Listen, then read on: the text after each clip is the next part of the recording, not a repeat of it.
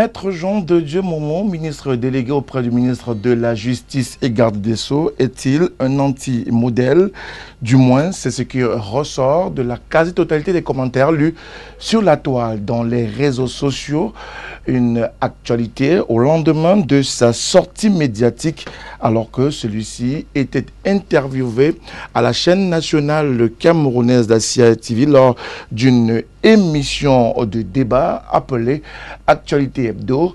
Le ministre délégué auprès du ministre de la Justice, Jean de Dieu Momo, s'est laissé aller. Il a dit et prononcé des mots, surtout des mots jugés pour certains anti-bamlékés, pour d'autres antisémites, puisque selon ces observateurs de la scène politique nationale, Maître Jean de Dieu Momo, par ailleurs président national du PADEC, s'est attaqué aux intérêts des Juifs, donc de la République d'Israël, mais aussi aux intérêts du peuple bamléké, un peuple qui, d'après ces observateurs, pense que Jean de Dieu Momo est allé plus bas que terre. C'est d'ailleurs les propos qui ont été rendus officiels par l'honorable Joshua aussi, candidat malheureux à la dernière élection présidentielle, par ailleurs vice-président national du Social Democratic Front, qui n'a pas manqué de tirer à boulet rouge sur le membre du gouvernement.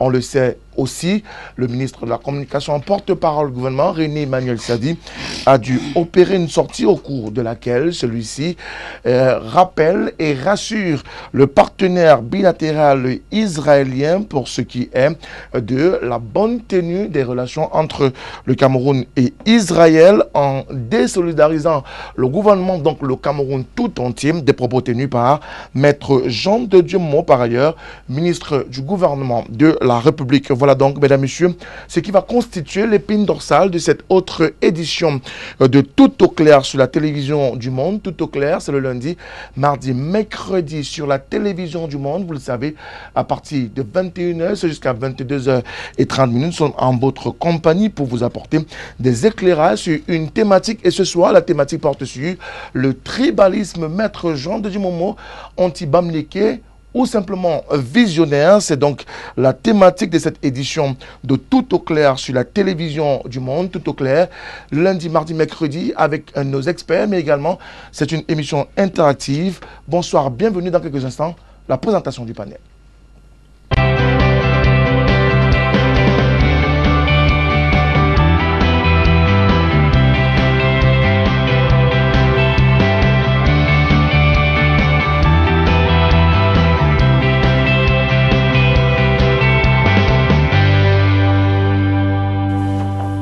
Un panel large et éclectique ce soir, mesdames, messieurs. Ils sont 5 au total qui ont accepté de venir discuter avec nous de cette thématique autour du tribalisme au Cameroun. Maître Jean de Dieu Momo, visionnaire ou alors anti-bamléké, au regard des propos prononcés dimanche dernier dans la chaîne nationale, la CRTV. Cette thématique retient les attentions à raison du tollé général soulevé par les propos du membre du gouvernement, par ailleurs président national du PADEC, parti politique désormais de la majorité présidentielle. Et vous le savez, cette tribune est interactive. Vous pourrez donc tout à l'heure nous envoyer vos contributions, mais également poser vos questions à travers le 6 99 57 30 26.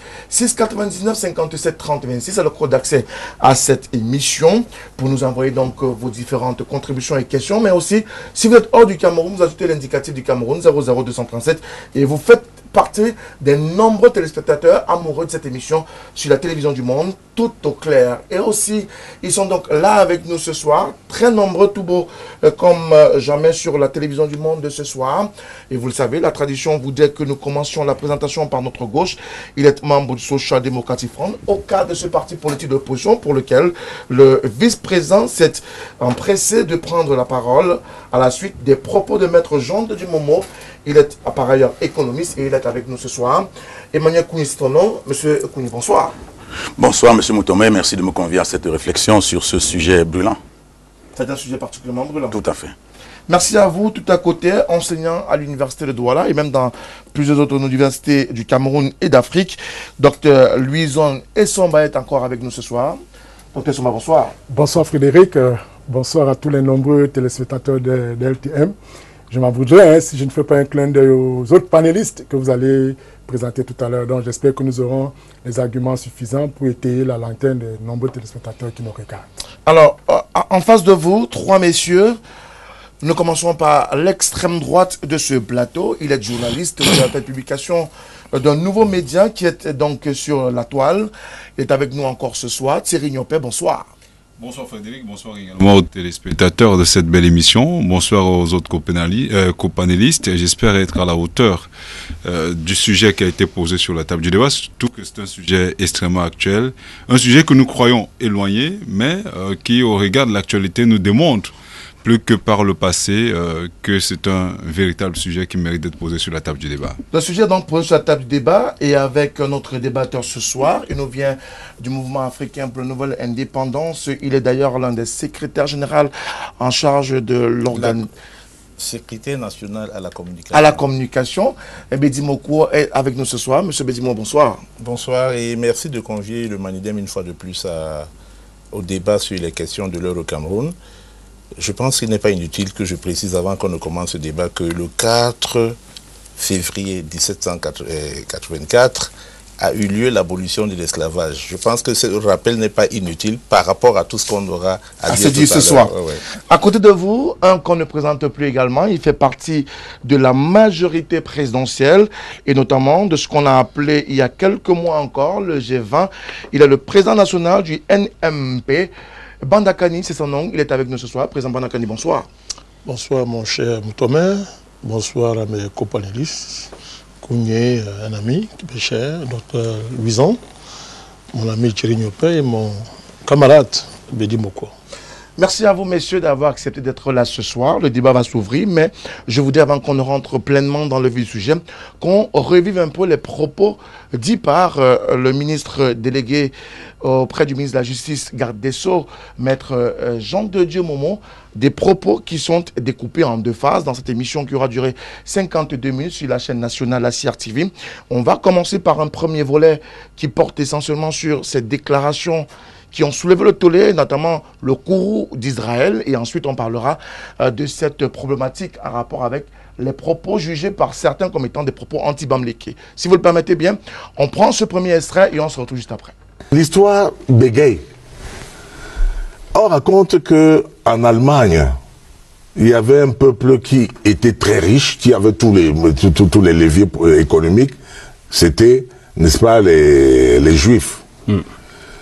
Et qu'ils étaient d'une arrogance. Moi, je dis, on raconte, c'est le bruit, je rapporte. Hein, et ils étaient d'une arrogance telle que le peuple allemand se sentait un peu frustré.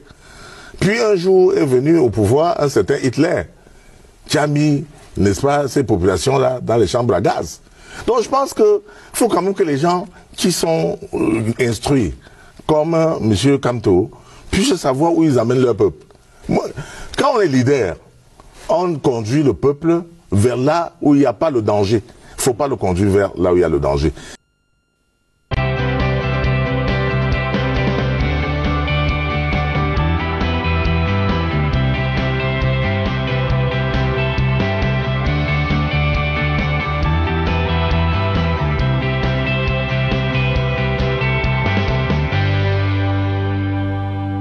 Voilà donc les propos tenus par maître Jean de Dieu Momo, je le rappelle, il est membre du gouvernement par ailleurs, président national d'un parti politique aujourd'hui, faisant partie de la majorité présidentielle. Thierry Niopé, on commence par vous, le décor est planté. Maître Jean de Dieu Momo est invité comme un citoyen normal, mais par ailleurs comme un membre du gouvernement à une scène de débat. Non, il a d'abord été invité comme président du PADEC, ça il faudrait le souligner, parce que la précision, je crois, a été faite à l'entame de cette émission. Et il faudrait que l'on le sache, il n'a pas agi en tant que membre du gouvernement. Cela n'exclut pas le fait qu'il a été coopté par le président de la République le 4 janvier dernier pour faire partie de ce gouvernement-là. Donc c'est la précision qu'il fallait d'abord relever ici. Ce sont des propos qui, placé dans un autre contexte, donnerait ce que cela a donné, notamment la sortie légitime de l'ambassadeur de l'État d'Israël au Cameroun. Mais il faut quand même également souligner que les propos de maître Jean de Dieu Momo n'ont pas été contextualisés dans les réseaux sociaux. Il est parti d'un constat simple. Il ne voulait pas souligner avec véhémence que la Shoah est une bonne chose. Tout le monde sait qu'il y a des thèses antisémites qui existent. Il y a d'autres qui applaudissent ce qui s'est passé, d'autres qui sont outrés par rapport à ce qui s'est passé dans l'époque nazie. Mais je crois que Maître Jean de Dieu Momo voulait simplement préciser que la situation que l'on vit actuellement au Cameroun, une situation où l'une des formations politiques, notamment le mouvement pour la renaissance du Cameroun, multiplie des sorties parfois illégales, parce que ce sont des sorties qui n'ont pas été autorisées par le pouvoir en place, parce que nous sommes dans un régime déclaratif, il faudrait le souligner, et cela implique d'autres dispositions légales. Mais le MRC a passé outre ces dispositions-là pour manifester. Et effectivement, vous avez écouté tout à l'heure, Maître Jean de Dieu Momo a souligné que quand on est leader, on ne mène pas sa population vers le gouffre, on la mène vers des endroits paisibles où effectivement il fait bon vivre. Donc en fait, voilà le contexte dans lequel l'on peut recadrer cette sortie de Maître Jean de Dieu Momo. Monsieur Kounia, est-ce que les propos de Jean de Dieu Momo sont sortis de leur contexte au regard de ce qui a été dit et aujourd'hui au regard du tollé général que cela soulève? Je voudrais d'abord signaler que si Maître Momo n'avait pas parlé d'Israël, ça n'aurait attiré l'attention de personne, parce qu'il en a l'habitude. Il en a l'habitude depuis un certain temps, il le dit. Il dit à peu près ce qu'il a dit là, ce n'est pas la première fois. Deuxièmement, je voudrais dire que quand on nous dit que Maître Momo a été invité comme président du PADEC, je voudrais vous signaler que j'ai été moi-même sur le plateau de Canal Presse. Bouma Ngomna, nous avons constaté que le RDPC n'était pas représenté, c'était avant les élections. Il nous a dit que Maître Momo avait reçu un mandat express du RDPC pour le représenter. Donc, si peut de temps en temps représenter le RDPC et de temps en temps représenter le PADEC, il y a lieu de s'interroger. Il y a lieu de s'interroger. Il est dans la majorité présidentielle. Et je peux vous dire que si Maître Momo est sorti, puisque ce jour-là, il avait eu l'autorisation de sortir, je suppose qu'il a eu l'autorisation de sortir, je suppose que les gens qui l'ont envoyé l'ont briefé, et je suppose que ce qu'il a dit, il a dit comme il fallait le dire, et puis il faut éviter de vouloir, n'est-ce pas, trouver trop de contours, trop contourner le sujet. La vérité, c'est que Maître Momo a dit des choses graves, et non pas seulement il a dit des choses graves, mais on se rappelle qu'en d'autres circonstances, il a dit aux gens, quand on l'a installé, que j'ai été recruté ici. On m'a recruté, vous avez suivi, on m'a recruté ici. Si on l'a recruté, c'est qu'on l'a mis au travail. Si on l'a mis au travail, c'est que nous allons analyser ça compte tenu de celui qui l'a mis au travail, de celui qui l'a envoyé et de ce qu'il dit. Bien, on va regarder le contour de tout cela en intégrant ces données. Donc, n'essayons pas de faire croire que on va arrondir les bornes. Non, Maître Momo est responsable. Simple, le président d'un parti politique, il a fait comme il a pu. Il s'est retrouvé dans le gouvernement. Aujourd'hui, on se rend compte tenu de ces propos qui n'en finissent pas, qu'il est en train de vivre peut-être comment dirais-je, les petites maladies de croissance. Et je suppose que dans un délai relativement proche, il pourra être un 20 ministre. Alors, est-ce que le président du PADEC, si on le classe dans cette catégorie-là, on lui ôte sa casquette de membre du gouvernement, a-t-il été mal perçu par les uns et les autres? Vous savez, Frédéric, vous venez de nous présenter un extrait de quelques minutes d'une interview qui a duré 52 minutes. Donc il est difficile à partir de là de commenter. Je ne sais pas s'il faut aller maintenant au-delà de l'extrait qu'on a vu pour commenter toute l'interview, parce que nous avons tous vu cette interview. Mais maintenant, je dirais que Maître Momo est président du PADEC, mais il est membre du gouvernement. Donc, il devient difficile à partir de ce moment de dissocier les deux. En tant que qui intervient-il? Voilà, ça me permet de dire que je prends 3 personnalités qui sont intervenues par rapport à cette histoire. Premièrement, Maître Momo. Et pour les 3, je pense qu'il y a eu beaucoup de légèreté. Premièrement, pour Maître Momo, j'ai l'impression qu'il a du mal à sortir de son statut de président de parti pour porter l'habit de membre du gouvernement. Parce que dès lors qu'on est membre du gouvernement, on a beau être président de parti, en matière de communication, on doit quand même s'entourer de certaines mesures, parce que quand on intervient comme membre du gouvernement, bien qu'on soit président d'un parti politique, on engage le gouvernement forcément par rapport à ce qu'on dit. Deuxième chose, la sortie du ministre.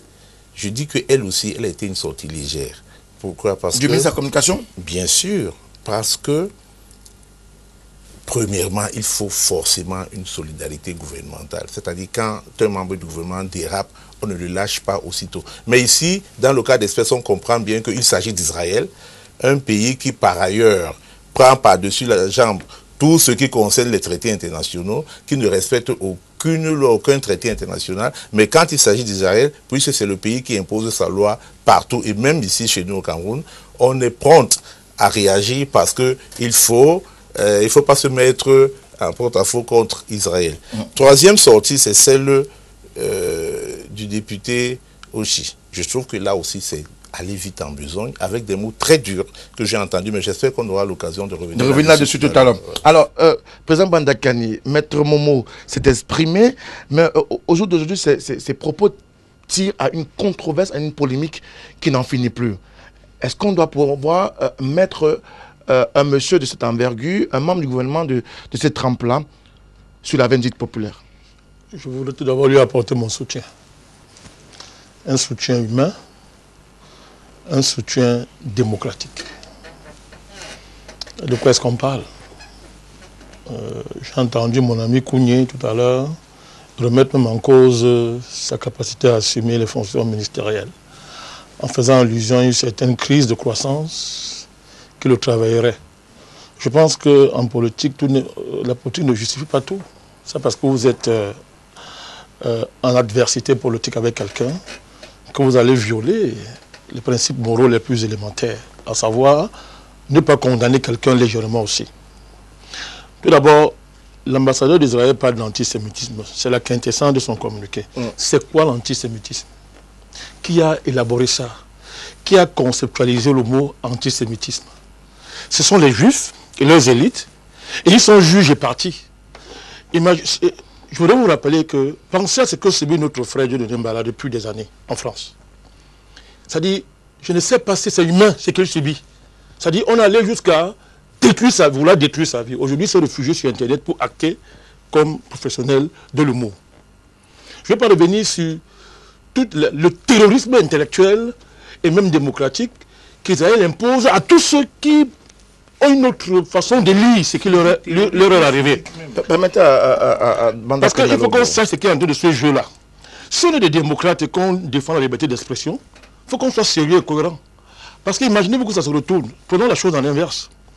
Lorsque, par exemple, le président de la République du Cameroun, au début de Boko Haram, avait tenu des propos que tout le monde avait estimé, les mots avaient dévoilé sa pensée, tendant à assimiler Boko Haram au mouvement indépendantiste du Cameroun dans les années 50-60. Mais tout le monde avait bien compris que ce n'était pas la pensée du président au regard des discours antérieurs qu'il a souvent eu et du fait que les leaders épécistes, si on prend leur cas précisément, avaient été reconnus comme les héros nationaux dans ce pays. Ça peut arriver. Moi, j'ai regardé l'émission 2 fois. Avant de l'extrait en question, et c'est ça les réseaux sociaux, c'est pas comment est-ce qu'on va faire dans ces pays avec les réseaux sociaux, on extrait un élément et on s'arrange à enlever ce qui introduit cet élément dans son intervention. Il a bien dit, avant de venir sur ce point-là, que c'est ce qu'on dit. Je ne dis pas que c'est vrai. Oui. Il a bien dit ça. Il a bien dit ça. Donc, vous voyez que ben, là, quand on sort l'extrait, on fait bien d'enlever cette partie-là pour le livrer, pour la battre. C'est pas humain, ça, c'est pas moral. Qu'est-ce qu'il a fait de grave, M. Momo? On peut être en désaccord avec ce qu'il dit sur la question de Bamileke, mais sa liberté d'expression, c'est un droit que nous devons garantir, nous tous. Sinon, tout ce que nous disons tous les jours ici, qui est sûr que ce qu'il dit est vrai, est valable? Mais la liberté d'expression est sacrée. Il faut s'assurer que quelqu'un a le droit d'avoir une pensée, d'avoir des idées et le contredire. C'est le terrain intellectuel. Mais qu'est-ce qu'on voit là? Qu'est-ce qu'on voit là? On est en train d'abattre quelqu'un, de le détruire, de l'attaquer même à des niveaux qui ne sont pas acceptables. Mais sur la base de quoi? De rien du tout. Parce que l'ambassadeur d'Israël, je vais aller au bout, a réagi. Je ne voudrais pas revenir sur ce que fait subir Israël aux Palestiniens. Je ne vais pas revenir sur ce qui s'est passé à Durban en 2000, je crois, 2000 lors de la conférence sur l'esclavage, où, parce qu'on a assimilé l'esclavage en l'Holocauste, et que deuxièmement, on a voulu reconnaître l'esclavage que les Noirs ont subi comme un crime contre l'humanité, la délégation d'Israël a claqué la porte et est partie. Et est partie. Voilà des gens qui passent le temps à hiérarchiser les souffrances entre les peuples, et on interdit aux gens de donner leur point de vue sur la question. C'est inacceptable. Alors, si c'est inacceptable, est-ce que Maître Momo aurait amené le Cameroun vers ce qu'on peut appeler un incident diplomatique, au regard des propos tenus et au regard de ce que vient de développer ici Bandakani? On est loin de pouvoir penser cela. Frédéric, moi je dois vous avouer que le grand frère Maître Momo, que j'ai longuement côtoyé, puisque quand il vient s'inscrire à la faculté des sciences juridiques et politiques, option sciences politiques, c'est avec moi qu'il discute. Je lui dis, mais grand frère, compte tenu de ton statut d'avocat, il serait préférable que tu fasses le droit privé. Il me dit non, il veut faire de la science politique. Et j'ai compris que c'était justement pour coller cela à sa posture d'homme politique. Donc voilà comment je découvre le grand frère avec lequel on fait plusieurs plateaux de télévision. Alors, la question que vous me posez m'amène justement à vous dire ceci. Moi, j'ai suivi également cette émission. Ibrahim Chérif le présente d'abord comme président du PADEC, mais ensuite il ajoute ministre délégué auprès du ministre de la Justice. Et je rejoins un peu l'aîné qui disait tout à l'heure qu'en réalité, à partir de là, il est bien difficile de pouvoir dissocier son intervention en tant que président d'un parti. Mais toujours est-il que ces propos ont soulevé le courroux d'un ambassadeur, représentant diplomatique d'un pays et ami du Cameroun. Je suis en train d'arriver pour véritablement indiquer que il s'agit là d'un incident diplomatique. Parce que, en réalité, si le gouvernement avait estimé qu'il n'y avait rien d'important dans ces propos, et le gouvernement n'aurait pas formulé cette lettre d'excuse que nous avons tous lue, et cette sortie du ministre de la Communication qui est suffisamment claire, et qui dit la sortie de Jean de Dieu Momo est une sortie à titre personnel. Vous voyez? Et là, non, c'est sur les écrits. C'est ce que le communiqué du ministre dit. Monsieur Bandakeli. Il a dit la sortie et à titre du président du PADEC. Du président du PADEC, si vous voulez. Voilà. Alors, il y a du président du PADEC de toute façon. Non, moi, je vais le communiquer. De toutes les façons. Allez-y, docteur. Donc, alors, je suis en train d'indiquer que dans le cas d'espèce, ça devient donc très difficile. Et vous voyez, les comparaisons ne sont pas toujours raisons. C'est-à-dire qu'il faut éviter Jean de Dieu Momo. Aujourd'hui, ministre d'État de la République. Ministre de la République. Le ministre de la République, qui fait partie du gouvernement désormais. Et vous savez que dans le gouvernement, il y a deux principes fondamentaux qui structurent le fonctionnement du gouvernement. C'est le principe de la collégialité et celui de la solidarité.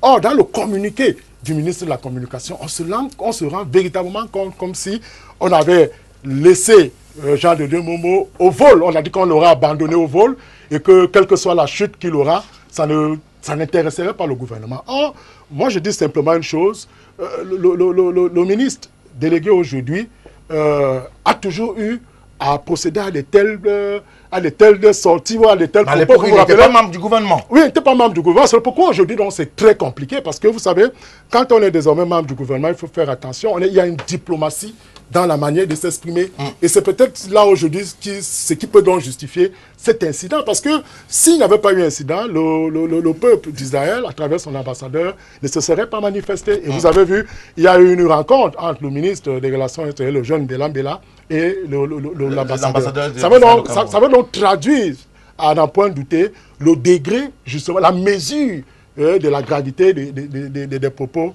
qui ont été tenus par Jean de Dieu Momo. Alors, je vais demander à la réalisation de nous trouver la une du journal Le Jour. Et le journal, je vais vers Thierry Niopé, le journal Le Jour, dans sa une, nous a servi l'interview de la honte.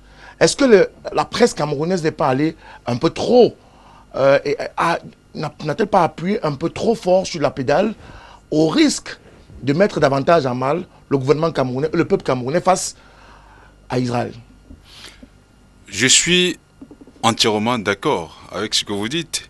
Le Jour est allé au-delà de ce qu'on pouvait attendre, justement. Parce que... Est-ce qu'il est resté un journal patriotique? Il faudrait aller au-delà de ce que vous avez vu. Il faudrait aller au-delà de ce titre. Et questionner les autres titres de ce journal qui ont paru un peu plus tôt.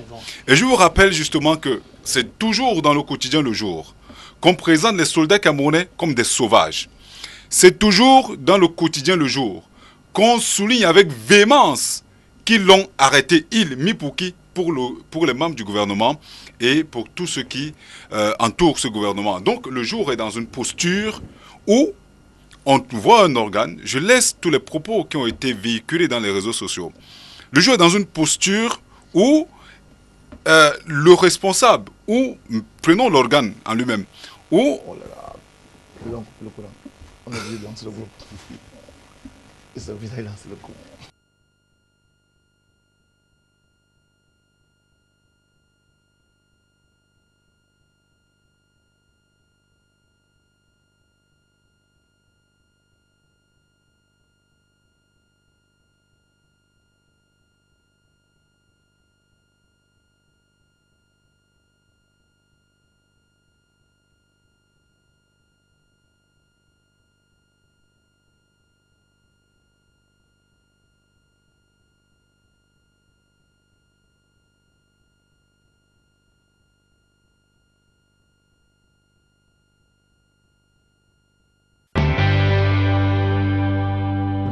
De tout au clair ce soir.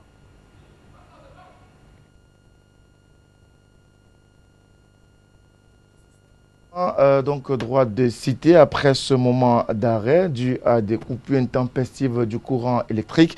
Il a dû faire intervenir nos vaillants éléments de la technique sur la télévision du monde pour nous ramener le courant électrique dans la maison et pour permettre à ceux que nous puissions suivre, mesdames et messieurs, ce débat sur la télévision du monde, un débat qui porte sur le tribalisme au Cameroun. Maître Momo, au regard de ses propos, est-il considéré comme un visionnaire ou alors un anti-Bamileke? C'est la thématique ce soir. Dans le cadre de Tout au clair, nous étions avec Thierry Niopé qui parlait justement de la une du quotidien Le Jour, qui a parlé d'une interview de la honte. Non, je continue à croire qu'il ne s'agissait pas réellement d'une interview La Honte.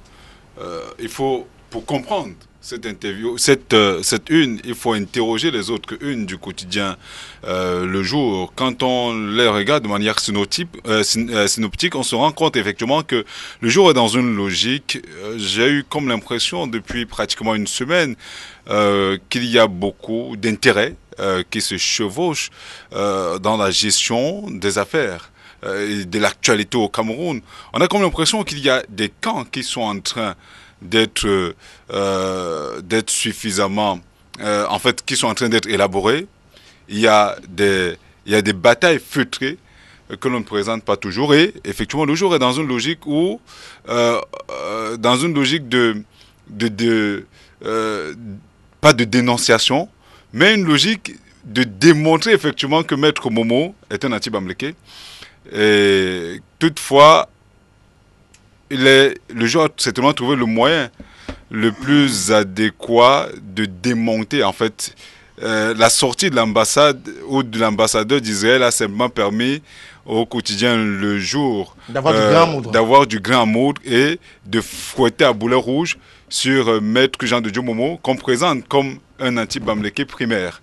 Et donc Le Jour est dans une logique, moi je dis pour comprendre cette sortie du Jour, il faut interroger les autres une qui nous pousse à croire effectivement qu'il y a, pourquoi pas une sorte de clivage et de camp qui est en train de naître même au sein de la gestion, au sein des différentes rédactions avec la gestion et le traitement des différentes actualités. Autour des affaires courantes au Cameroun. Monsieur Kounié, alors on sait également que si Le Jour n'a pas été tendre avec Jean de Dieu Momo, le vice-président national du SDF non plus, a été plutôt acerbe contre Jean de Dieu Momo, qui, faut-il rappeler, est un président de parti politique et aussi membre du gouvernement. Oui, aussi Joshua, le président aussi Joshua, a pris position. Il a dit ce qu'il pensait. Il a dit d'ailleurs cela à chaud. Il faut comprendre que Jean de Dieu Momo n'est pas un anti-Bamileke. Il joue à l'anti-Bamileke. C'est un Bamileke. Et puis, c'est la technique que nous connaissons tous. Vous avez vu à la Cour pénale internationale. Il faut trouver une Africaine pour pouvoir, n'est-ce pas, faire le service. Donc, si le RDPC, ceux qui sont au pouvoir, pensent que, n'est-ce pas, pour contrarier les Bamileke, pour soulever le tribalisme, il faudrait justement trouver un Bamileke de service. Et c'est Maître Momo qu'ils ont trouvé. Bon, maintenant, Maître Momo a tenu des propos. Est-ce que ces propos-là doivent être considéré comme étant un crime? Non, je ne pense même pas. Hein. Je ne pense si pas ce n'est pas un crime, pourquoi est-ce que le SDF, à travers son vice-président, a pris des positions aussi permettez-moi l'expression, radicale. Non, non, le SDF a pris des positions. Le président du SDF, le premier vice-président du SDF. Il a dit au nom du SDF, c'est pour se signer. Et c'est sur l'entête du parti qu'on retrouve. Je suis d'accord. Le SDF a pris position à chaud, parce que ce que Maître Momo a fait comme déclaration est absolument inadmissible. On ne peut pas admettre que des déclarations de cette nature puissent se faire. D'ailleurs, le RDPC devrait également prendre un communiqué, peut-être pas avec les conclusions du président aussi Joshua, mais un communiqué dur. Parce que quand vous regardez le référentiel que Maître Momo plante, quand il parle de l'Allemagne, c'est-à-dire dans le décor qu'il plante, l'Allemagne ici, c'est ceux qui ont le pouvoir. Les Bamileke ici, ce sont les Juifs, il a dit lui-même. Et puis Hitler, c'est qui? C'est certainement celui qui gouverne. Donc, le pouvoir même devrait dire qu'on ne peut pas admettre, n'est-ce pas, ces insinuations, parce que ça complique la vie à tout le monde. Donc, ce qui a été dit par Maître Momo, et puis je dis, pourquoi je ne condamne pas gravement Maître Momo? Parce que dans ce gouvernement, chacun qui arrive, au moment où il arrive, commence toujours par patauger comme c'est le cas aujourd'hui. Vous n'avez qu'à voir le président lui-même en 82 quand il est arrivé. La première déclaration, le Cameroun ira pour FMI. Quelques jours après, on est allé tranquillement au FMI. Donc, Maître Momo peut dire le contraire demain, ça ne gênera personne. On est habitué à ces points de vue et les points de vue contraires, etc. Donc, nous sommes dans un système qui fonctionne dans la confusion généralisée. Confusion généralisée, est-ce que Maître Momo n'a pas toute la maturité nécessaire ou n'a pas bénéficié de l'éducation gouvernementale pour éviter peut-être des phrases comme celles qu'on a enregistrées dimanche dernier? Oui, je pense que cette question, c'est à M. Koumé qu'il faut Non, il ne faut pas la poser forcément à lui qui dit que Maître Momo n'est que l'homme de service, il lui refute par le fait toute capacité d'analyse et toute capacité de prendre une position par rapport à un problème. C'est ce que ça veut dire. C'est-à-dire, il est, en d'autres termes, on dirait le nègre du service, c'est-à-dire celui qu'on instrumentalise pour tirer sur les Bamileke. C'est très grave. On va sur le sujet Bamileke tout à l'heure, mais pour l'instant, on est encore avec la question entre le Cameroun et l'Israël. Et lui, Maître Koumé vient toujours de dire que ce que Maître Momo a dit est inacceptable. Moi, j'aimerais bien qu'on me dise ce que Maître Momo a dit d'inacceptable. La sortie de Maître Momo pose deux problèmes. Le problème d'Israël et le problème du tribalisme bamileke. Si c'est pour le problème d'Israël, j'ai envie de dire, si on n'était pas sur un plateau que je voudrais rester poli, j'aurais eu envie de dire à l'ambassadeur d'Israël qu'il nous fout la paix. Parce que notre problème n'est pas un problème d'Israël et des Juifs et de l'Holocauste, parce que nous, les Noirs, nous avons connu pire. Nous avons connu des siècles et des siècles d'esclavage et de déportation. Vu comme ça, le problème de l'Holocauste, ce n'est pas le problème le plus important quant à la tragédie que l'humanité a connue. Maintenant, l'autre problème, c'est le problème du tribalisme que Maître Momo pose. Et là, je dis ceci. Oui, et là, je dis ceci. Moi, je ne vois pas ce que Maître Momo dit de nouveau. Sauf le fait qu'il est maintenant ministre de la République. Mais ce discours, il l'a tenu pendant la campagne électorale. Qu'y a-t-il de nouveau sur ce qu'il a dit par rapport à ces dérives tribalistes qu'il voit et qu'il impute au Bamileke?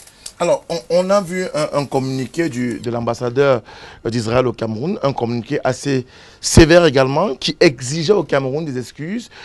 Est-ce que la rencontre qui a eu lieu entre l'ambassadeur d'Israël au Cameroun et le ministre des Relations extérieures du Cameroun a permis un peu d'adoucir la tension et la querelle, la polémique créée par les propos de Maître Jean de Dieu Momo?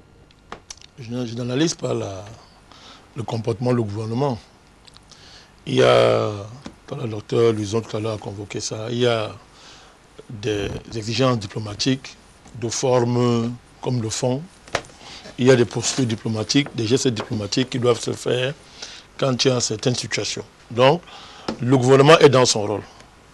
Le gouvernement est dans son rôle et pour moi, ce n'est pas la question la plus essentielle.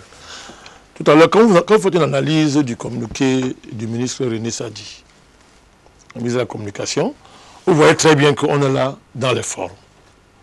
On est dans le respect des formes, on est là dans l'amitié et dans la diplomatie.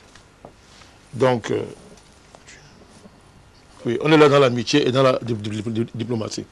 Moi, ce qui est le plus important pour moi, mon cher Mouton, c'est que ce que nous acceptons là, avec cet État qu'on appelle Israël, il faut savoir que c'est la fin de la démocratie, c'est la fin des droits de l'homme, c'est la fin de la liberté d'expression. Est-ce que sur cette terre, on peut critiquer Israël? Est-ce qu'on peut le faire? Est-ce que sur cette terre, on a le droit de dire que ce que Israël dit de son histoire, on ne le partage pas. Mon cher Moutomé. Imaginez-vous que, mettez-vous à la place du ministre Momo, mettez-vous à sa place, et voyez dans quoi est-ce qu'on se trouve. Ça veut dire que dans ce pays, dès qu'il s'agit d'Israël, on est privé de la liberté d'expression. C'est la fin des droits de l'homme, c'est la fin de tout ce qu'on vous a dit, je vous et moi, quand il s'agit de nos prises de position. Mais un ambassadeur écrit, d'abord, il faut d'abord savoir s'il aime respecter les formes diplomatiques. Tout à l'heure, le docteur Lison, qui parlait d'incident diplomatique, mais est-ce qu'on règle ça en créant soi-même un incident diplomatique? Dès que ça arrive, il pond d'abord un communiqué public où il convoque le monde entier. On se demande s'il a écrit d'abord au ministère comme les usages. Il prend un communiqué, il convoque le monde entier. Il va plus loin. À la fin, il dit qu'il condamne fermement les propos et espère des excuses immédiates et suivra les étapes prises. Vous savez ce que ça veut dire? Chaque fois qu'Israël va parler comme ça veut dire qu'on va te traquer jusqu'au bout. C'est-à-dire qu'on va même mettre les pressions sur le gouvernement camerounais pour que le ministre Momo soit chassé du gouvernement. Il fonctionne comme ça.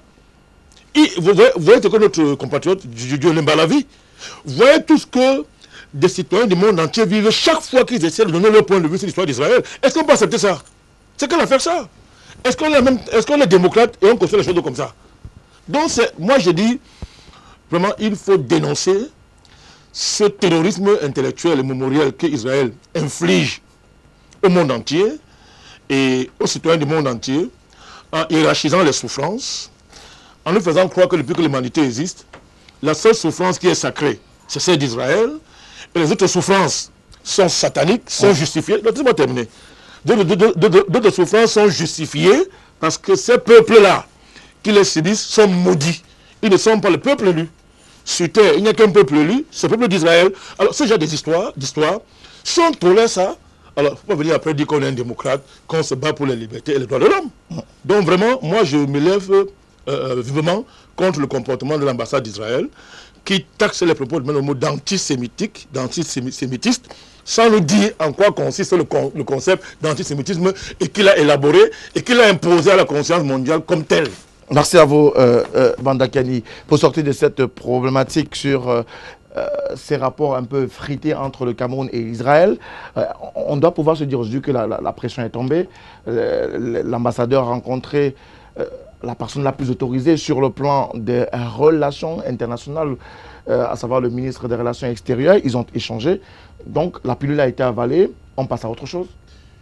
Non, ce qui va certainement se passer, c'est que les relations entre le Cameroun et l'État d'Israël vont quand même prendre un petit coup. Parce qu'en réalité, je voudrais quand même qu'on reconnaisse qu'au fond des propos, il y a eu un incident.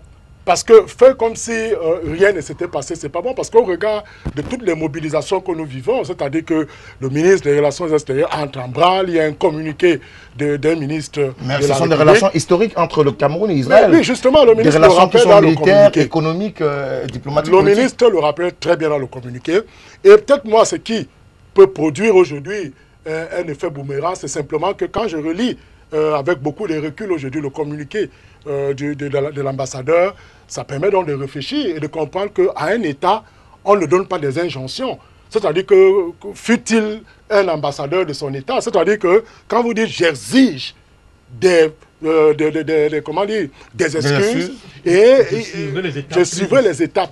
Vous voyez prise. C'est-à-dire que ça veut dire en réalité que l'ambassadeur d'Israël se substitue au président de la République qui a certainement nommé, le Jean de Momo. Donc moi je pense pour ma part qu'il faut prendre du recul sur cette affaire et dire aussi certainement à l'aîné qu'il faudrait peut-être qu'il passe par une chute pour qu'il se remette davantage d'aplomb pour ses prochaines sorties médiatiques. Alors, on va passer à la deuxième étape de ce débat. Et cette fois-là, on va parler essentiellement du Cameroun. Et toujours avec les propos de Maître Momo. Oui. Vous ne pouvez pas dire que vos relations sont très bonnes avec un pays. C'est ce que le ministre de la Communication du Cameroun a dit dans le communiqué qu'il nous a rendu officiel. Même le communiqué de l'ambassadeur d'Israël est clair. Il dit que les relations avec le Cameroun sont amicales, sont au beau-fils. Vous ne pouvez pas le dire et balancer des dizaines d'années de relations amicales à cause d'un propos que vous estimez déplacé d'un membre du gouvernement. Il y a quand même un problème parce que ça veut dire que le gouvernement, il y a une concertation gouvernementale pour attaquer Israël. Non. C'est un peu excessif de la part de M. l'ambassadeur. D'accord, on retiendra de vous, hein, de votre point de vue, que vous estimez être excessif le comportement ou l'attitude de l'ambassadeur d'Israël au Cameroun. Alors, on va revenir avec Maître Momo et avec une autre réaction, toujours dans la même émission. J'espère que la technique est prête pour nous permettre de pouvoir vivre en direct ici dans le plateau, et en images et en son, la réaction de Maître Momo au sujet du peuple bamléké qui se revendique comme étant le peuple le plus riche, le plus puissant, le plus fort en termes de nombre. Mais Momo, le ministre Momo estime que ce peuple, au-delà d'être nombreux, ne peut pas forcément avoir la plénitude du pouvoir, parce qu'on ne peut pas gouverner au Cameroun si on ne fait pas des alliances avec les autres. Mais par rapport à quoi? Est-ce qu'on a déjà vu dans le monde des populations d'un pays aller saccager leur propre ambassade? Franchement, je pense quand même qu'on a franchi le Rubicon. Et c'est là où je dis à mes frères bamlékés, il faut arrêter. Vous êtes en train de vous faire haïr. Qui seraient les perdants ici au Cameroun si on devait tout saccager, comme ils ont saccagé l'ambassade là? Si les gens de la majorité présidentielle répondent par la même brutalité, qui va perdre? Je vous ai expliqué que nous nous vantons que c'est nous qui possédons Djega Palace, c'est nous qui possédons c'est nous qui possédons les richesses du Cameroun. Qui est perdant? Je vais vous raconter une histoire. En 91, moi j'habitais à Biémassila. Et quand l'affrontement parlementaire autour de France nous a mis en danger, nous qui n'étions pas partis à cette histoire, moi j'habitais là avec ma famille, j'ai dû m'exiler pour aller m'installer à Douala. Les gens qui conduisent ce peuple dans la guerre, dans la violence. Moi, j'ai entendu des gens qui sont les soutiens de M. Kamto du MRC qui dit « Bamléké prenez les armes contre les Boulous ». Mais c'est de la folie furieuse. J'ai dû rappeler, et je rappelle encore ici, que c'est une illusion de croire que le Bamléké, ils sont tellement nombreux qu'ils peuvent à eux seuls gagner une élection. D'après les textes, ils sont 15,3% de la population. Il faut composer. Aucune tribu au Cameroun ne peut prendre le pouvoir seul, sans composer avec les autres. Ça nous ramène à ce qu'on appelle le vivre ensemble. Le vivre ensemble signifie donc et tout le monde ait sa place. Qui, mieux que le Bamléké, est plus introduit dans ce pays? Dans toutes les villes, il y a un quartier Bamléké et un quartier Aoussa. Vous voyez les gens qui sont les plus introduits. Et maintenant, ils sont même passés à l'étape supérieure. Il y a maintenant le quartier Baganté, le quartier Bafoussam, le quartier Baham.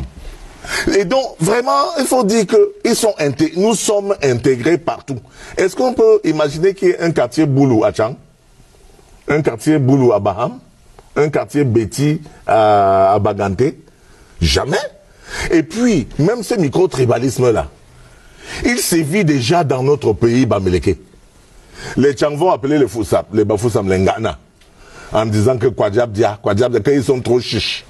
Ils ont la main en raccourci, qu'ils veulent vendre, get the thing, get that thing. C'est-à-dire, si je ne vends pas aujourd'hui, je vendrai demain. Donc, Kwadjab Dia pose à la maison, je vais vendre demain. Les Tchang disaient ça des Bafoussam. Et les autres Bafoussam disaient des Tchang que sont les Tchankuna. Ils sont trop sales comme les porcs. Donc, ok, les Bouddhas pareil. Ça, c'est à l'intérieur. À l'intérieur même des pays bamlékés. On dit des Baham chez Kamto qu'ils ont 5 poches. Que quand tu fouilles les 4 poches, il a toujours une 5e poche cachée. C'est ça qu'on dit chez les Baham. Donc, il y a déjà un petit tribalisme chez nous. Que moi, ministre délégué, par exemple, je suis de Bafou, et on va dire que pourquoi ce n'est pas un Foreké. Après, si je suis Bafou, comme je suis Bafou, à Bafou, on va dire que pourquoi ils sont de Bassassa. Moi, je suis de Bassassa. Pourquoi ils ne sortent pas de Mbeng? Pourquoi ils ne sortent pas de Telka? Non, mais il faut arrêter. Nous sommes au 21e siècle, bon Dieu. Et dans 100 ans, vos petits villages-là vont disparaître. Ah ouais, ils m'ont qualifié de traître. Mais je vous dis la vérité, vous me qualifiez. Traître par rapport à quoi? Je suis en train de vous dire que le Cameroun est trop vaste pour qu'on se bagarre. Et il est même encore non peuplé au 21e siècle. Il y a des espaces partout. Alors, quand vous allez m'appeler traître là, la question est simple. Mon enfant qui est né à Douala, à Yaoundé, il n'est jamais... Moi, j'ai construit une maison de 8 chambres à Bafou, où je n'habite pas. Pendant l'année, je peux y aller une fois.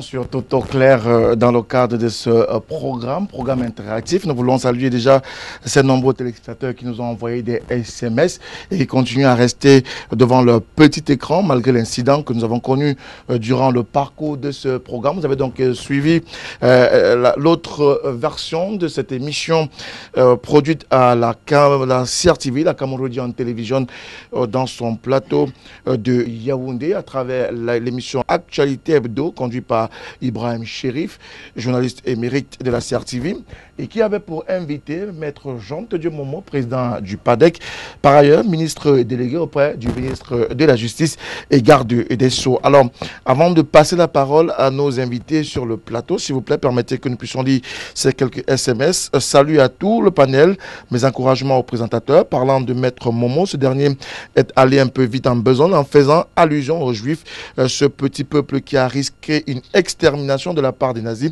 Son but primaire était de plaire au roi. Malheureusement, pour plaire au roi, il a été victime de la non-solidarité gouvernementale.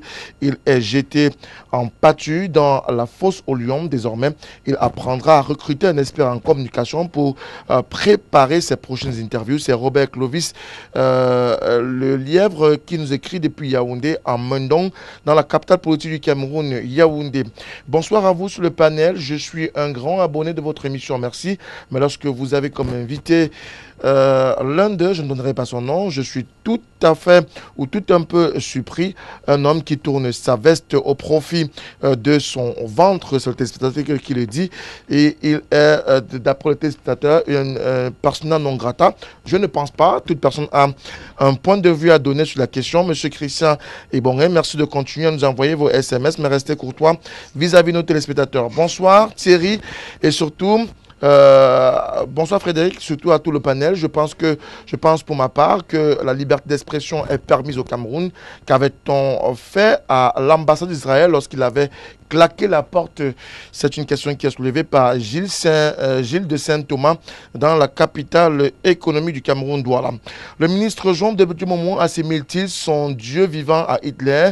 Se souvient-il seulement qu'il est sur un siège éjectable au nombre de ses prédécesseurs à ce poste? Le ministre qu'il aurait auprès du ministre d'État, Laurent Aïsso, n'est pas en train d'apprendre, à mon humble avis. Bonne émission à vous, c'est Blaise Noton qui nous envoie ce SMS. Et puis un autre SMS, bonsoir au panel, je pense que ce ministre, pour sa part, c'est monsieur Ouseni de Koumba, devrait démissionner car il est anormal quand à peine nommé au gouvernement, il tienne ce genre de propos. Voilà donc des premiers avis recueillis par notre contrôle dans le cadre de ce programme.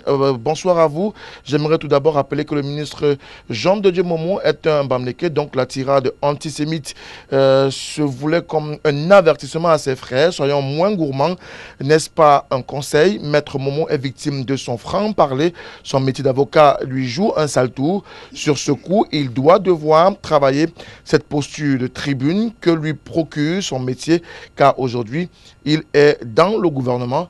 Voilà donc la réaction de Karl Nana, qui est dans la capitale économique du Cameroun, Douala. Alors, on revient sur le plateau, et bien évidemment, on ouvre avec Thierry Niopé. Thierry Niopé, vous avez écouté et suivi avec beaucoup d'attention les propos de Maître Jean de Momo. Est-ce que le ministre Momo est en dehors de la réalité camerounaise?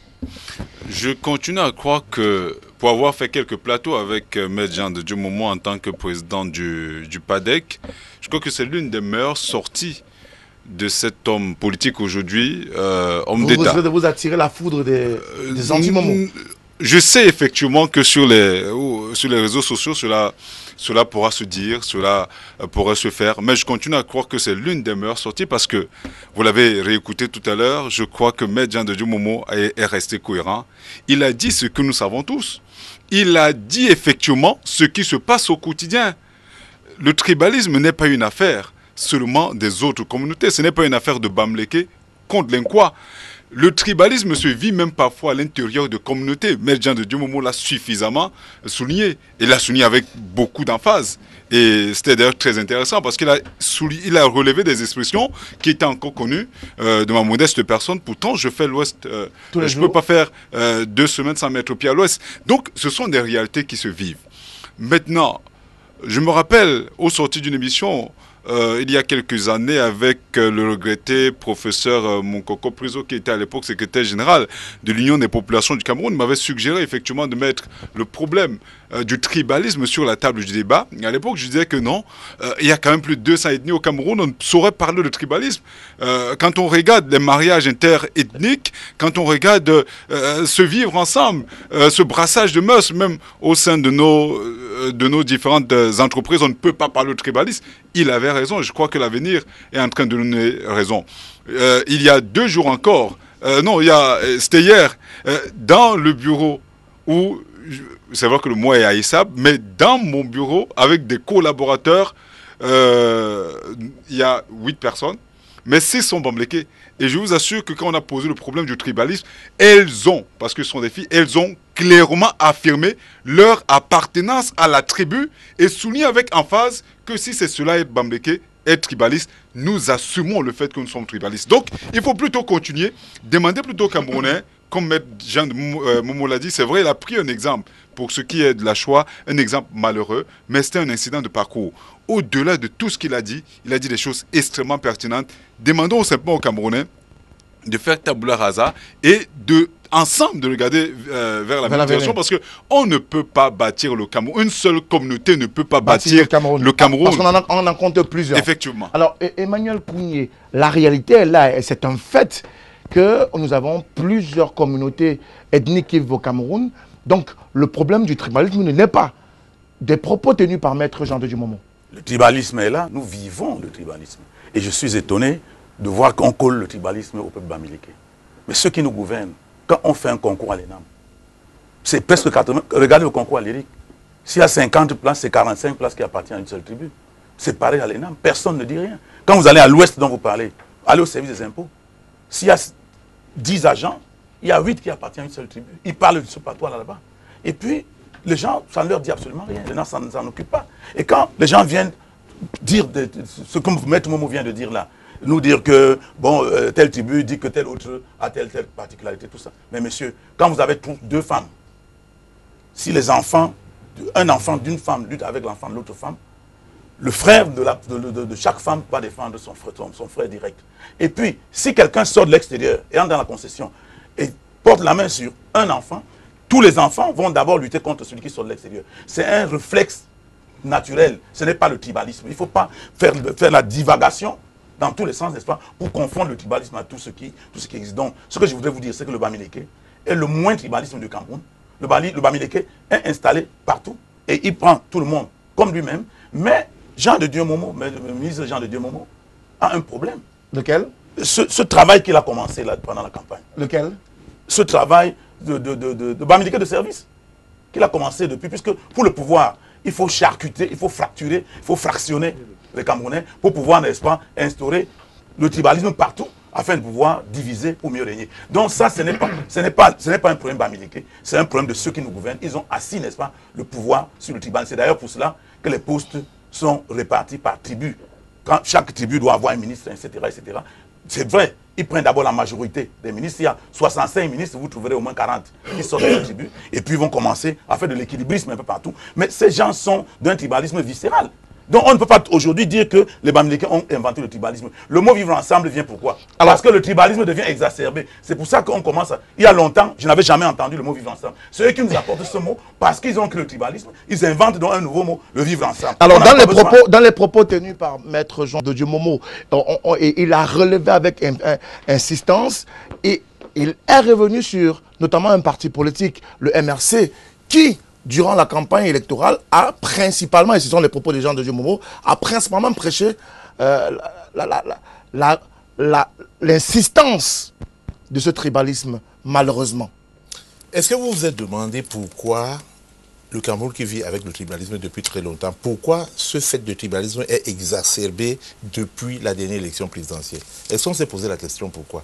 Est-ce que ce n'est pas parce que quelqu'un est allé à la Cour constitutionnelle parler de Boulou et de Bamléké? Je ne sais pas. Mais maintenant, je suis heureux que nous laissions de côté le problème des juifs, maîtres du monde, qui imposent leur volonté à tout le monde, et que nous soyons revenus maintenant sur le problème du Cameroun. Je suis ici comme militant du Manidem, un parti progressiste, révolutionnaire, panafricaniste. Permettez-moi de revenir un peu plus loin. Ce matin, j'ai entendu quelqu'un sur une radio, je pense un militant du MLC, faire des développements extraordinaires sur le marxisme et le léninisme dont se prévaudrait Maître Momo et tout ça. Je prends cet exemple pourquoi? Pour dire que comme militant du Manidem, Maître Momo est un allié de notre parti. Un allié pourquoi? Parce que Maître Momo, nous l'avons vu à nos côtés dans tous les combats que le Manidem a menés pour la défense des intérêts des couches sociales défavorisées. Parce qu'en fait, là est le véritable problème. Le problème du Cameroun, ce n'est pas le problème d'une ethnie contre une autre, c'est le problème des ethnies virtuelles, synthétiques, c'est-à-dire les riches contre les pauvres. Et parlant comme ça, j'ai vu Maître Momo aux côtés du Manidem pour défendre les couches défavorisées, c'est-à-dire les classes sociales pauvres, comme le combat pour les neufs de Bépanda, comme le combat contre Inéo, comme le combat contre la vie chère, enfin oui, à l'époque AES, et ainsi de suite. Et dit comme ça, je reconnais plus Maître Momo comme défenseur des libertés ou des droits des couches sociales. Je ne reconnais pas Maître Kamto comme cela. Il a dit qu'il s'est trompé. Et c'est très dangereux quand j'entends Maître Kounié. Quand j'entends Maître Kounié, Monsieur Kounié, continuer à présenter le problème contre comme un problème de Bamléké et de Betty qui ont tous les postes. Cette bipolarisation que vous avez installée dans la vie politique du Cameroun depuis les dernières élections présidentielles. Moi qui suis Sawa, je me demande là où vous me placez. Hein. Moi, je suis quoi? Puisque apparemment, le problème du Cameroun se résume en ce jour entre les Bamléké qui veulent prendre le pouvoir au Betty. Et les autres sont quoi? Mais voilà, c'est pour cela que Maître Momo dit des choses très intéressantes. Parce qu'il y a des groupes ethniques qui veulent se prévaloir d'une importance numérique, d'une importance économique, et ainsi de suite, ce qui est totalement faux. Ce qui est totalement faux, parce que si Maître Momo dit que les Bamléké représentent 15,3% de la population. Il n'en sait rien, c'est faux. Ah bon? Ça veut dire que vous représentez plus de 50%. Non, lui, il ne dit pas ça. Monsieur Kounié, il me semble que vous êtes...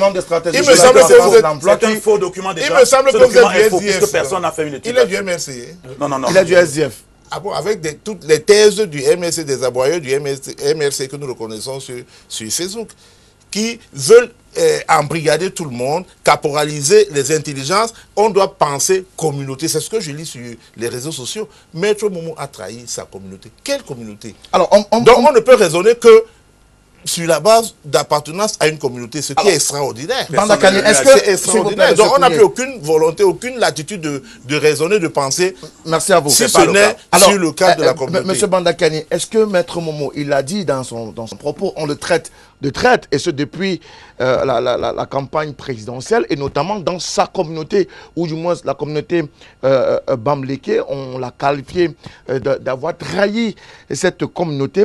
Est-ce qu'on n'est pas en train de faire un faux procès à Maître Jean de Dieu Momo, qui pourrait être considéré au jour d'aujourd'hui comme un visionnaire? C'est pour ça que je commencerai par interpeller mon frère et ami Kounié de ne pas faire la confusion entre la géoethnie et le tribalisme. Ici, nous parlons de tribalisme politique. On appelle aussi ça en politique la géoethnie, c'est-à-dire l'utilisation de l'ethnie pour les combats politiques. Donc, il ne faut pas confondre les deux. Lorsque j'entends dire que le pouvoir de Yaoundé n'est pas un pouvoir tribal, si vous le dites... C'est réellement tribal. Je peux continuer? Continuez. Pour qu'un pouvoir soit tribal, il faut dire que la tribu s'est organisée et a conquis le pouvoir. Donc, il ne faut pas raconter les histoires aux gens. On réfléchit quand même dans ce pays. Nous, on dit que c'est un pouvoir historiquement d'essence néocoloniale. Et il ne saurait avoir de pouvoir tribal au Cameroun parce que le Cameroun, c'est une néocolonie. C'est-à-dire que vous êtes en train de vouloir le faire croire qu'une tribu s'est assise, s'est organisée, et il y a pour le pouvoir. C'est M. Aïdjo qui donne le pouvoir au président Biya. C'est un fait historique.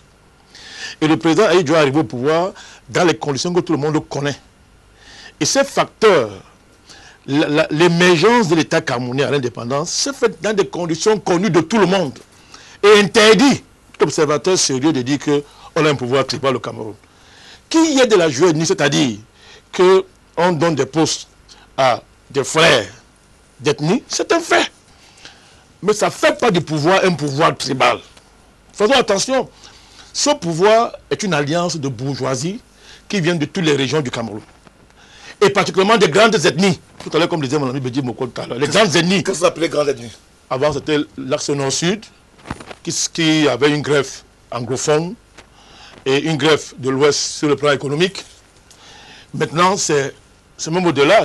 Maintenant, il y en a qui estiment qu'il faut que les grandes tribus se réunissent pour gérer le pays. Donc, c'est de cela qu'il s'agit. Et quand vous faites comme ça, vous faites quoi des petites tribus alors? S'il faut réfléchir comme ça. Non, ça n'a pas de sens. Ce débat n'a pas de sens. Le problème est de savoir si ici nous avons des démarches où quelqu'un veut prendre le pouvoir en faisant de sa tribu sa rampe de lancement. C'est ce que le ministre Momo dénonce. On va le nier, pour le contredire, pour dire qu'il ment. Qu'on nous dise, si on dit qu'il est anti-bamiléké, comme dit mon frère Kounye, que ces propos relèvent de l'anti-bamilékéisme, c'est quoi donc être pro-bamiléké? Qu'on nous dise. Il ne faut pas qu'on piège les gens. Comment faire pour être pro-bamiléké? Quel est le discours rationnel qui permet de qualifier un discours étant pro-bamiléké? C'est à partir de là qu'on va savoir s'il a un discours anti-bamiléké. Ou bien parce qu'on nous piège. Or, c'est clair, ceux qui attaquent, on les connaît. C'est ce grand lobby qui s'est créé, qui a des ramifications médiatiques, financières, politiques et même internationales, qui instrumentalise, et là je te rejoins, le fonds, un fonds qu'on a construit à faire croire qu'au Cameroun il y a un problème bamiléké, on instrumentalise ça pour la conquête du pouvoir. Ça s'appelle le tribalisme politique. Tout à l'heure, on parlait mon ami Nyopé tout à l'heure, qu'elle a convoqué le grand professeur Mugoko Prizo. C'est de cela qu'il s'agit. Vous comprenez? Donc, quand quelqu'un fait de la pédagogie, même si on ne l'aime pas, il faut avouer qu'il fait de la pédagogie.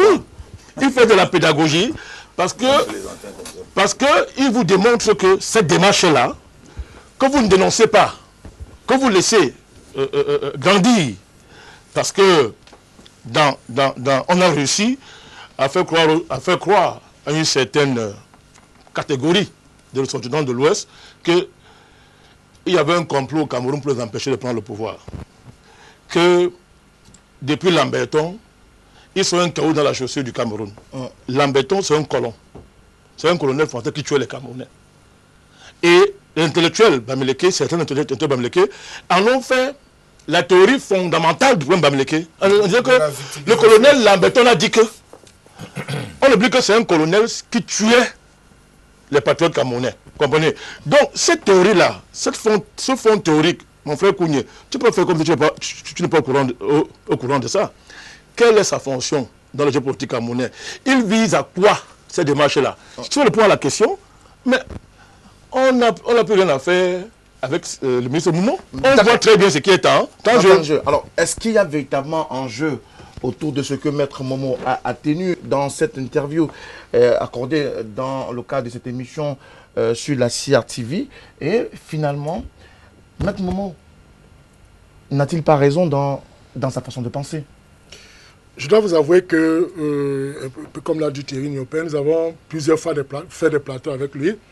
Je reconnais quand même en ce monsieur une certaine objectivité, même si à un moment donné on a estimé qu'il a trahi le peuple parce qu'il est... C'est quoi trahir un peuple? En fait, parce que... Ça veut dire quoi trahir? Ça veut dire quoi trahir un peuple? Trahir parce que... de tout ce Voilà. Est-ce qu'on peut pas se trahir? Est-ce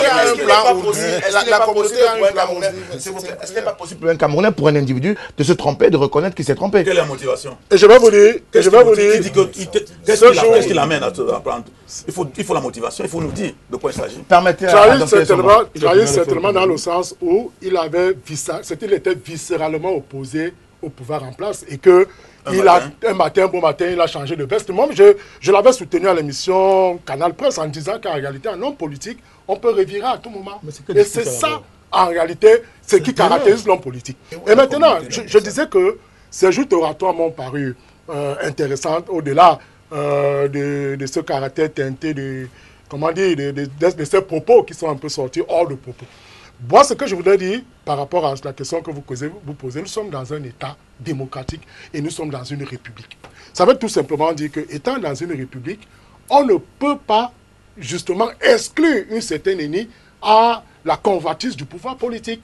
Un peu comme on dit, les Bamileke ne seront jamais présidents au Cameroun. Non, sur le plan purement démocratique et républicain, on ne peut pas exclure une ethnie. D'abord, la preuve, Frédéric, je voudrais vous dire que quel est le parti politique qui n'a pas eu une assise ethnique au Cameroun? Parce que quand pour mettre en place un parti politique, on s'appuie d'abord sur des frères, sur des gens que l'on connaît, sur des gens avec lesquels on peut-être une base ethnique appuyée. Et c'est ça la réalité. Bon, maintenant, il relève un fait qui est important. Une ethnie à elle toute seule ne peut pas conquérir le pouvoir puisque justement nous sommes dans une république et c'est ce que je me force à dire. Peut-être que Banakani ne croit pas à mes propos, mais je le dis, étant dans un État républicain, tout le monde peut être président si, évidemment, cette personne remplit toutes les conditions qui sont requises par la loi. Alors, Thierry Nyopé, je viens à vous. Il y a une émission qui a été diffusée en Monde Vision dimanche dernier. On ne donnera pas le nom de la chaîne, mais un confrère a tenu des propos sur lesquels, je veux le dire de façon simple, hein, l'élite, ou du moins le régime en place, a tout mis en œuvre pour exterminer l'élite Bamileke. Est-ce que ce type de propos n'est pas là pour davantage accentuer cet esprit, ou alors on va dire quoi, cette envie de penser que le tribalisme reste viscéral dans notre République? Je vous l'ai dit tout à l'heure, le traitement de l'actualité au Cameroun, depuis la dernière présidentielle, laisse croire qu'il y a des clivages. Et des clivages entre deux ethnies majoritaires, notamment les Bamileke et les Beti. Et si ça continue ainsi, cela donnerait certainement droit à une situation insurrectionnelle qui pourrait entraîner. Vous avez vu le titre d'un journal qui a dit, en rapport par exemple avec l'affaire de la CONAC, où on parlait de M. Ngouchege Sylvestre, il a dit « J'ai la CONAC derrière moi parce que je suis Bamileke ». Effectivement, il a dit cela, je suis traqué parce que je m'appelle Sylvestre Ngouchege. Cela renvoie exactement aux propos tenus par Maurice Kamto au Conseil constitutionnel, en déclinant son identité et en déclinant ses origines. Cela nous renvoyait simplement à une chose, que on est traqué, on est là où nous sommes parce que nous appartenons à une seule ethnie. Et c'est ce que Maître Jean de Dieu Momo a voulu dénoncer justement à travers sa prise de position pour dire que à l'allure où vont les choses, si on continue effectivement, on va cultiver ce particularisme communautaire qui consiste à mettre au devant d'une scène ou de la scène une communauté. Et là, il s'agit effectivement de la communauté Bamileke. Et je vous rappelle que quand on dit que les Bamileke sont les plus riches du pays, qui a rendu ces Bamileke riches? C'est la force du travail, mais je vous rappelle en même temps que le pouvoir du système Aïdjo et celui du président Biya a beaucoup favorisé cette communauté-là, parce que je vous rappelle également que les lois qui sont généralement arrêtées sont prises par l'élite gouvernante. Et cette élite est essentiellement, comme disait M. Kounié, en fait, si je m'en tiens à ce propos,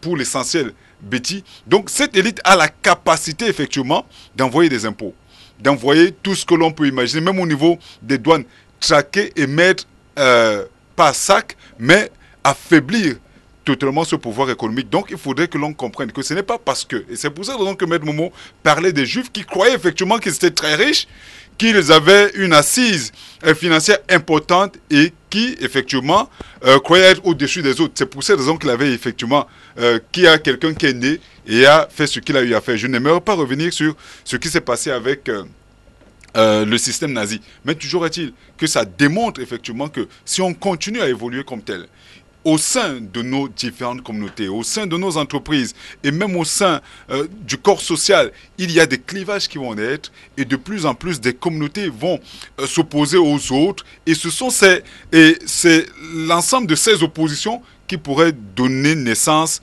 à ces guerres comme ce que nous avons vécu il y a quelques années malheureusement du côté par exemple du Rwanda. Il faudrait qu'on évite que cela arrive à ce niveau et qu'on continue à prêcher le vivre ensemble. Parce que moi, je continue à croire qu'il n'y a pas deux tribus au Cameroun. En fait, il n'y a pas 200 ethnies au Cameroun. Il y a deux principales ethnies.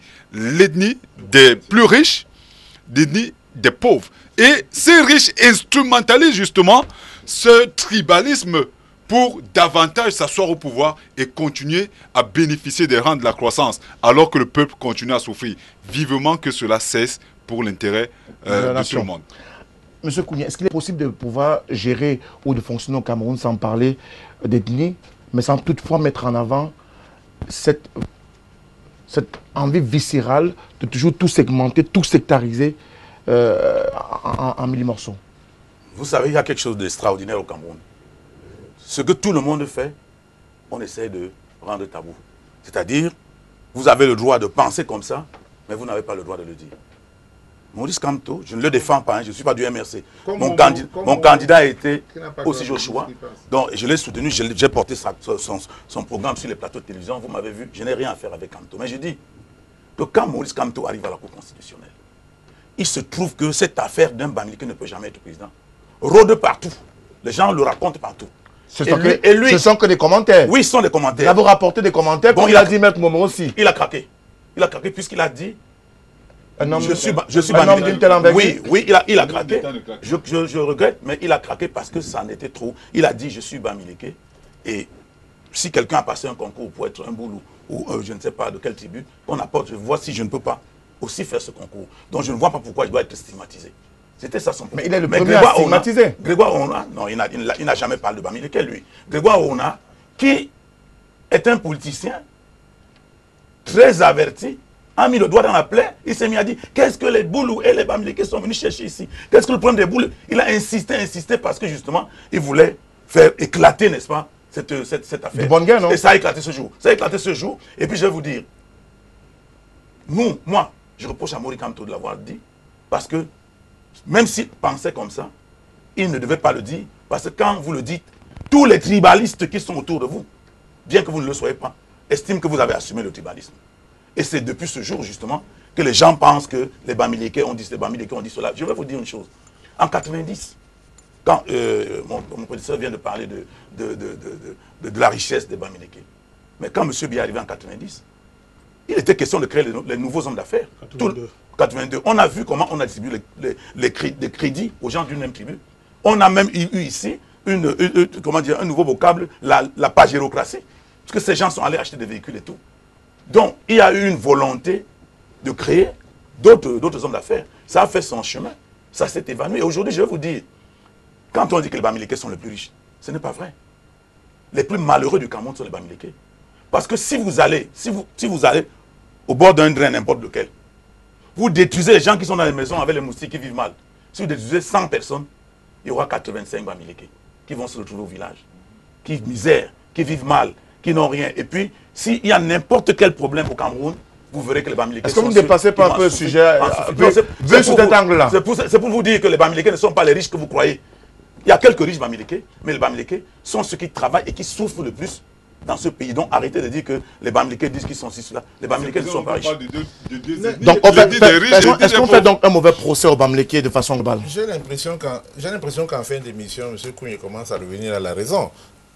C'est-à-dire ce qu'il vient de dire démontre qu'il est totalement aberrant que les Bamileke, on les range dans un seul bloc et qu'on veuille leur faire dire la même chose, puisqu'ils ne sont pas la même personne.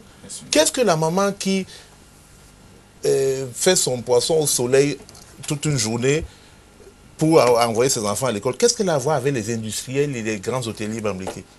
Qu'est-ce qu'elle a à voir avec eux, même s'ils sont du même village? Quand vous sortez de Vomeka, du palais de celui qui est là depuis 36 ans, vous rencontrez la misère la plus noire.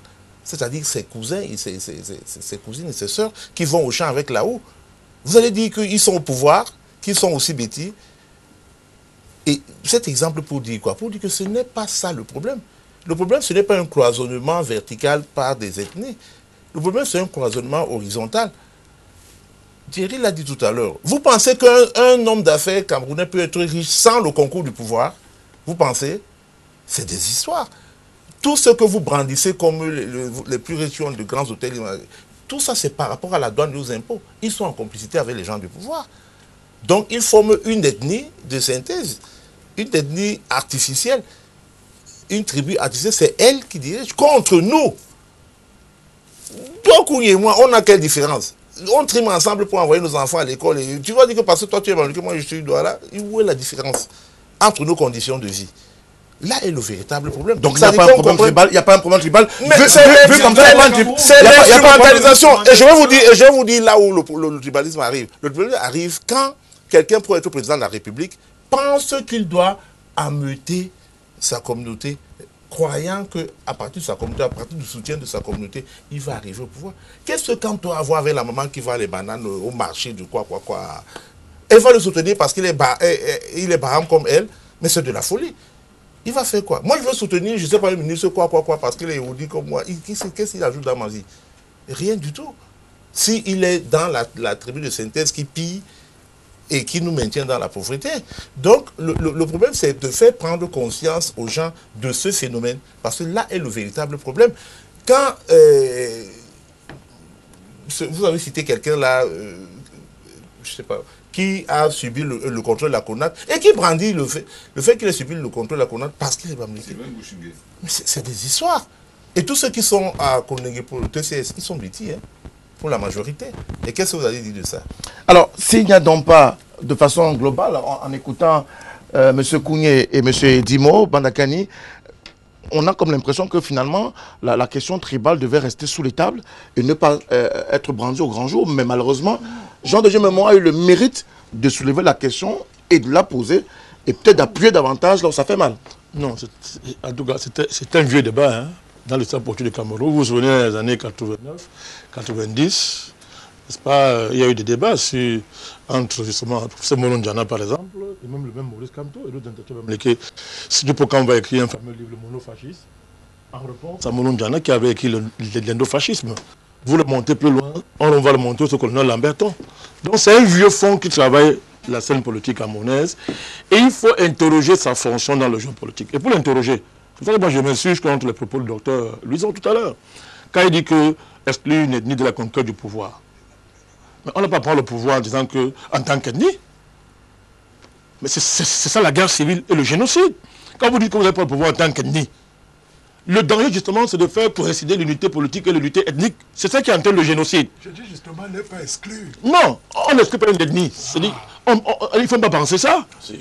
Non, ne pensez pas ça à Kounié. Vous pouvez venir dire que... Non, de manière récurrente, le bamileke ne peut pas être président. Qui a dit? Ça se dit dans qui a dit? C'est un leitmotiv camerounais. Alors écoutez ça. Permettez-moi. J'ai bien envie que M. Kounié nous dise où est-ce que ça a été dit et dans quel document officiel on retrouve cette déclaration où aucun bamileke ne peut être président de la République. Ça ne va pas être dans un document.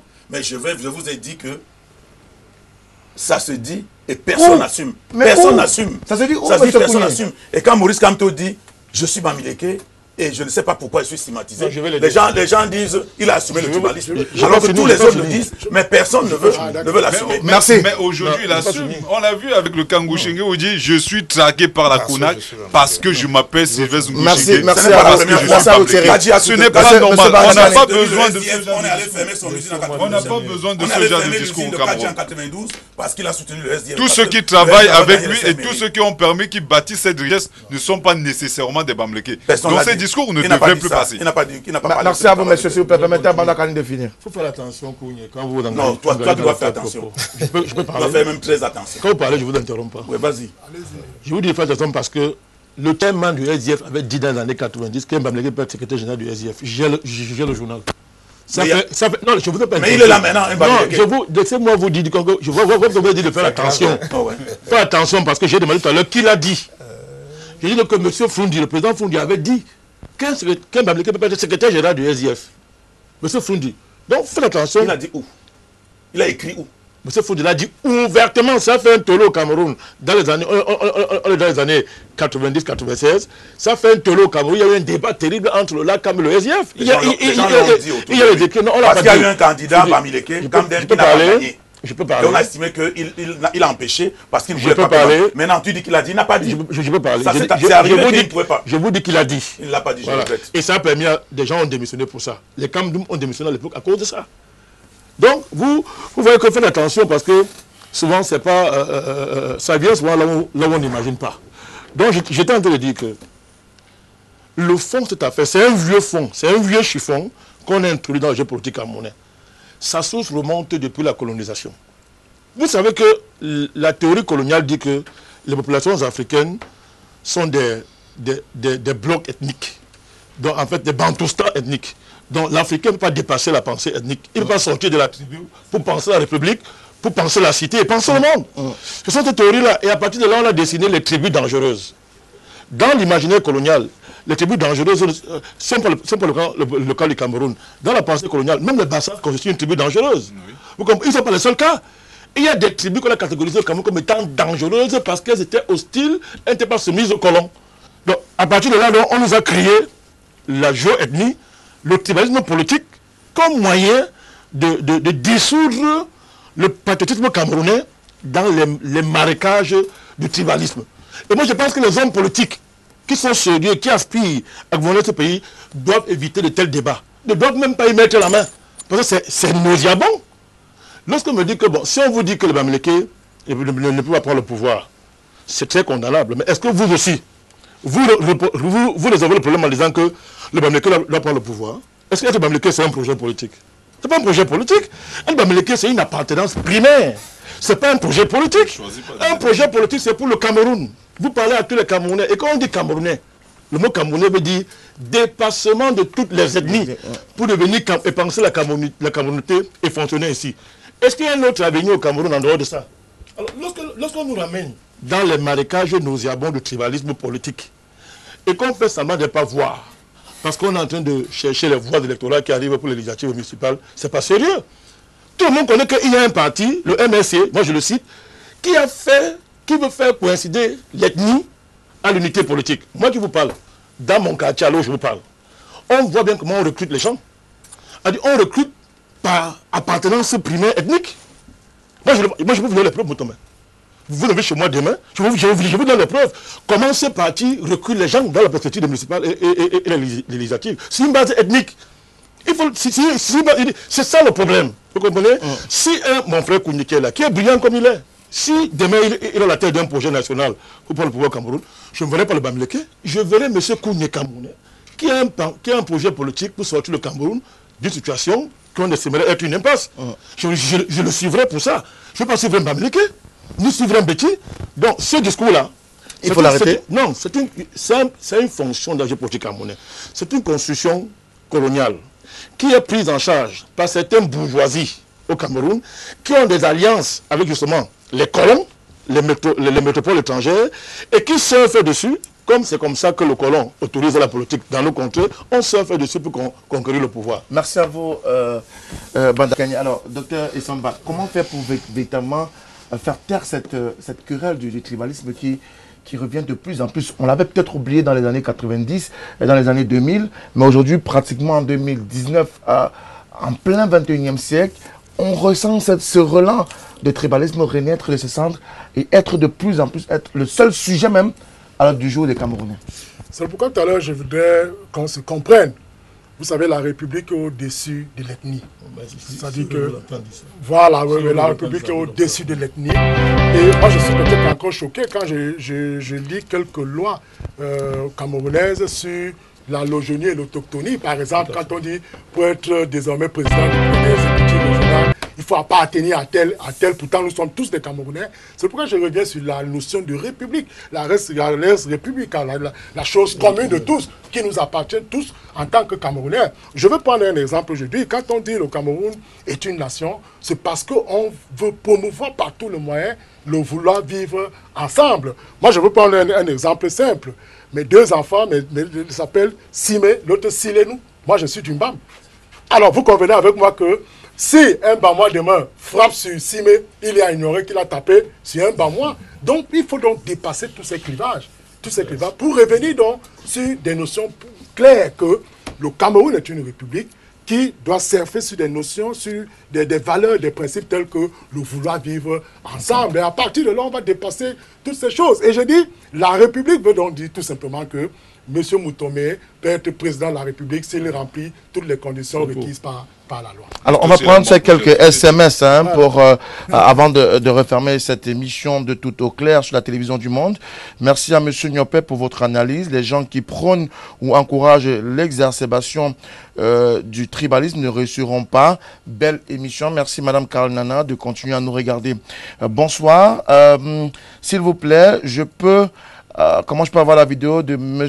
Jean de Momon? Vous allez sur YouTube, vous trouverez cette vidéo. Elle est disponible, elle n'est pas cryptée. Alors, moi, je ne vois aucune polémique sur les propos de Maître Momo. J'adore ce monsieur car il est véridique. C'est Yamo de Loum qui nous a envoyé ce SMS. Maître Momo n'est pas anti-Bamleke. Ses propos sont vrais. Je pense que Maître Momo est victime de son franc-parler. Monsieur Kounié fait de la démagogie. Il raconte des histoires farfelues. Moi, je pense que Maître Momo est davantage un Camerounais plus que d'autres Camerounais parce qu'il assume ses propos et est responsable des siens. Et il nous dit, moi je suis Bamleke, je suis inspecteur des impôts. Je souscris totalement aux propos de M. Moutomé, de M. Momo. Et Momo est le bouc émissaire des gens comme M. Kounié qui fait du dilatoire sur votre plateau. Bonsoir à vous sur le plateau. Très belle émission. Alors, nous sommes dans un pays où l'opposition n'a pas le droit à la parole. Par contre, il estime que l'ambassadeur... Alors, je retrouve le SMS, voilà. Bonsoir, très belle émission. Le tribalisme a commencé depuis la nuit des temps et ça commence par les populations du centre et sud-est de ce pays. Je me rappelle que le gouverneur nordiste nommé au sud, où le maire de Bolova a dit qu'on lui fait pour... Qu'est-ce qu'il a fait pour mériter que les étrangers soient chez lui à gouverner? C'est M. Essomé qui nous a envoyé ce SMS. Bonsoir le panel, je suis fan de votre émission, je suis toujours scotché et j'ai dit aujourd'hui que le ministre Momo a pleinement raison. Il y a un problème de tribalisme qu'il faut éclaircir et éclater de toutes les façons. Moi je dis aussi que Maître Momo n'a pas failli, il a dit la vérité et il reste dans la réalité de notre pays. C'est M. Aliou Sadio de Nyambaka qui nous a envoyé ce SMS. Bonsoir, Monsieur Momo n'a pas besoin de demander des excuses à qui que ce soit, ni la soi-disant démocratie que ce soit. Je ne suis pas aveugle, c'est simplement une instrumentalisation des adversaires politiques qui accusent son parti politique d'être au devant de la scène. Si on fait la politique sans l'amour, vraiment c'est bizarre. Monsieur Momo est grand, Israël n'a rien à exiger du Cameroun, sinon ce serait une atteinte à la souveraineté de notre pays. C'est Olivier de Douala qui a envoyé ce SMS. Arrêtez le Momo bashing, il est le baromètre du tribalisme ambiant. Il dit ce que beaucoup d'entre nous pensent des uns et des autres. Certains tribus pensent qu'ils ont construit le Cameroun, d'autres qu'ils sont les plus intelligents. Pourquoi donc reprocher à celles qui s'estiment marginalisées de se plaindre? C'est Bona et Boko Josué qui nous a envoyé ce SMS dans le cadre de ce programme. Monsieur Bandakani, vous êtes un monsieur que je respectais jusqu'ici. Il y a un mois, nous vous considérions comme étant un vrai nationaliste qui a prêché l'appel à soutenir l'Afrique par tous les moyens et à prouver la lutte pour l'indépendance de l'Afrique. Aujourd'hui, vos analyses ne sont plus respectables. C'est M. Clovis Ayaoundé Amendong qui nous envoie ce SMS. Alors, on prend d'autres SMS qui sont arrivés dans le cadre de ce plateau sur la télévision du Monde. Nous parlons de ce débat sur le tribalisme. Pourquoi les Bamleke ne reçoivent jamais les autres chez eux? Ils ne partagent jamais avec eux le vivre ensemble. Et le vivre ensemble qui est prôné par le pouvoir public est dupe. Je ne suis pas bêtis. Momo dit vrai parce que lui, au moins, est non bêtis, mais il prend sur lui d'assumer ses propos contre ses propres frères Bamleke. Donc, à nous de faire très attention. C'est M. Kand qui nous envoie ce SMS depuis la ville de Yaoundé. Bonsoir au panel de ce soir. Ma question s'adresse à M. Kounié. Elle est la suivante. Lorsqu'on entre en politique, quelqu'un qui ne partage pas les mêmes idées ou les mêmes points de vue, encore on appartient au même parti politique que vous êtes un ennemi ou un adversaire? S'il vous plaît, dans quel clan classez-vous le ministre Momo vis-à-vis de vous? Vous avez besoin d'un ministre courageux et fort qui peuvent défendre la nation tout en restant panafricain, rester sérieux et digne. Maître Momo a le mérite d'avoir gardé cette volonté par devers lui, de soutenir, il est donc question pour vous de soutenir Maître Momo. Bonne émission. Lorsque l'ambassadeur des États-Unis a fait une sortie au Cameroun, qu'avez-vous fait à l'époque? S'il vous plaît, mettons nos querelles politiques de côté ou derrière nous et affrontons nos réalités en face. C'est M. Giresse qui nous envoie le SMS depuis la ville de Tchang, dans la région de l'ouest du Cameroun. Bonsoir, M. Moutoma, félicitations pour votre émission. Vous êtes un fin stratège. Bon courage, merci à vous. Alors, notre SMS, bonsoir, Maître Momo ne fait que le travail qu'on lui a demandé. Nous sommes Bamléké et nous l'assumons pleinement. C'est un SMS qui n'a pas été signé. Avez-vous, ou soyons moins hypocrites sur le plateau, le Cameroun appartient à qui? Soyez sérieux. Faites la statistique des postes de responsabilité. La conclusion est le MRC qui gouverne au Cameroun? C'est Siméon qui nous a envoyé ce SMS. Avez-vous un discours de Camto dans lequel il tient des propos que vous lui attribuez? C'est une question qui a été posée par un téléspectateur qui n'a malheureusement pas signé son SMS. Bonsoir. Je crois que Maurice Camto, ou alors moi je suis déçu par la réaction du gouvernement à l'encontre de Maître Jean de Momo. On aurait dû le couvrir et le protéger. Bonsoir Frédéric. Très bonne émission. Momo ou Maître Momo n'a rien dit de mal ou n'a rien fait de mal. Il est limpide dans ses propos. Ses détracteurs sont jaloux de sa position et de sa posture actuelle, d'où la déformation de ses propos. Momo est un défenseur des libertés, un véritable patriote, un visionnaire, parce que le ministre Momo n'est pas du RDPC. Le gouvernement, par l'entreprise ou l'entremise de René Emmanuel Sadi, qui a traité ses propos d'inappropriés, s'est désolidarisé de lui. C'est malheureux et maladroit de la part du gouvernement qui aurait dû jouer la carte de la solidarité. Bonsoir le panel. Je rappelle que le ministre Momo ne fait que le travail ou retracer la vérité. Que les Bamlékés arrêtent leur tribalisme et le Cameroun se portera très bien. C'est eux qui mettent à mal ce pays. Souvenez-vous rapidement du problème d'une entreprise, on ne citerait pas le nom, qui a écrit de manière claire qu'il ne voulait engager que les Bamlékés dans sa société. Le ministre dénonce un mal grandissant qui empêche le vivre ensemble au Cameroun. Que les Bamlékés arrêtent de déranger ce pays. C'est un autre avis dans le cadre de ce plateau. Alors on va passer un dernier tour de table. Malheureusement, on ne pourra pas lire tous les SMS qui sont encore plus nombreux et qui arrivent encore à l'appel dans notre contrôle de ce soir. Thierry Niopé, dernier propos ou dernière réaction au sortir de cette émission? Oui, juste pour continuer à croire que les Camerounais sont suffisamment lucides pour comprendre qu'il n'y a pas réellement un problème Bamléké. Mon épouse n'est pas Bassa. Pourtant, je suis Bassa. J'ai des amis Bamléké et j'assume effectivement mes amitiés. Vous le savez certainement. Donc, continuons à prêcher le vivre ensemble parce qu'on a besoin de tous les Camerounais pour bâtir un pays véritablement fort et offensif. Même si pour moi, l'émergence à l'horizon 2035 reste illusoire, mais il est possible quand même de bâtir un pays suffisamment fort et conquérant. Je vous rappelle que nous sommes à Douala. Faites des statistiques en matière de ceux qui gouvernent, notamment au niveau de l'exécutif municipal. Vous verrez que la majorité sont des Bamlékés et non des Douala. Voilà, c'est pour tout dire. Monsieur Kounié? Oui, je voudrais dire que ce concept ou bien cette histoire de tribalisme ne devrait pas exister ou n'existe en réalité pas au Cameroun. Le problème est né de ce que une personne a pris le pouvoir en 1982, il est resté pendant 36 ans, et à la date d'aujourd'hui, justement, cette personne a pris de l'âge et ne connaît presque plus personne. C'est-à-dire qu'il ne peut chercher qu'autour de lui. Il n'a plus les mêmes aptitudes pour trouver des gens avec qui gouverner à gauche et à droite. Cette personne est dans une posture où n'importe qui serait obligé, n'est-ce pas, de rester sur place. Et ça fait que les gens de chez lui l'ont entouré. Il est enfermé dans un carcan avec sa famille et sa belle famille. Et on ne peut que constater que c'est une tribu qui est en train, n'est-ce pas, de gouverner le Cameroun. Et ça fait un ressenti de pouvoir tribal. Même si de temps en temps, il met un peu de cosmétique en prenant une personne à gauche, une personne à droite. Et ces gens sont arrogants. Quand vous allez dans les ministères à Yaoundé, vous allez les voir avec des mallettes, avec les marchés fictifs. La CONAC a dénoncé tout cela.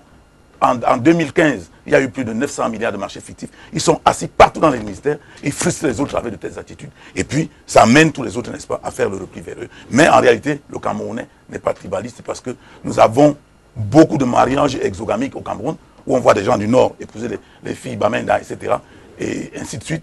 Et les Camerounais ont des gens à qui le vivre ensemble. Et je crois que les Camerounais n'ont pas de problème. Ce qui pose problème, c'est ce pouvoir perpétuel qui nous fatigue et qui fait en sorte que les Camerounais... Merci à vous, M. Emmanuel Kounié.